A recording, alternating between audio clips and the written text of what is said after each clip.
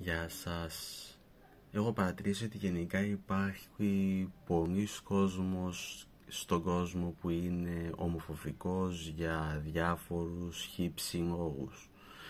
Εγώ ήδη και από τα social έχω ανακοινώσει ότι είμαι ομοφιλόφιλος, με εγκύουν οι άντρες και αυτό είναι ένα πράγμα το οποίο με πνιγώνει γενικά, με στενοχωρεί.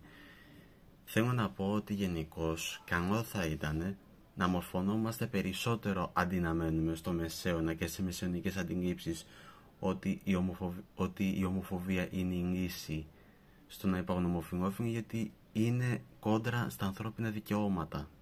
Αυτό δεν είναι ούτε μαγιά, ούτε είμαι αντρακναράς, ξέρω εγώ, ότι εγώ θα υποστηρίξω την επιλογή μου και να πάνε να γαμηθούν οι γκέι.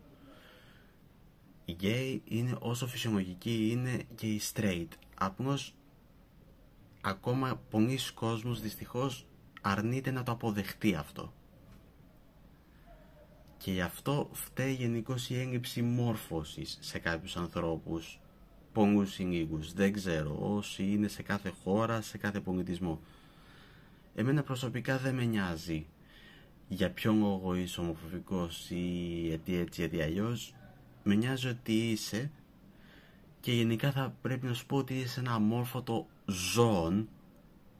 Και ναι, είσαι ζώον, γιατί δεν έχεις καν το χρόνο να επενδύσεις, ούτε το μυαλό να καταλάβεις ότι και αυτοί είναι άξιοι σεβασμού, όπως είναι και οι straight.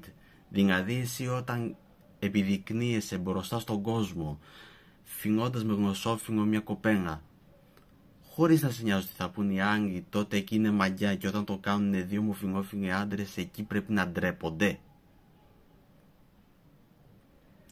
Υπάρχει μια απλή λογική, γίνεται ακριβώς η ίδια διάκριση που γίνεται και με τις γυναίκες. Και με τις γυναίκες υπάρχει ακριβώς το ίδιο πράγμα, ότι πάντα θα πρέπει να προσπαθούν παραπάνω από τους άντρες για να αποδείξουν ότι είναι ίσες με τους άντρες. Υπάρχει ακριβώς ο ίδιος ρατσισμός.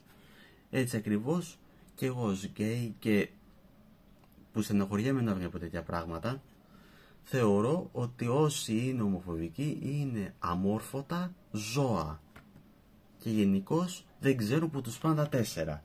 Καθίστε λοιπόν, ξεστραβωθείτε, ανοίξτε κανένα βιβλίο, διαβάστε κανένα site, διαβάστε γενικώς, ψάξτε το καλά τα πράγματα, ακούστε καμιά επιστημονική συμβουλή και αφήστε γενικά τις προκαταλήψεις και τις μαλακίες. Οι ομοφυλόφιλοι είναι όσο φυσιολογικοί είναι και οι straight.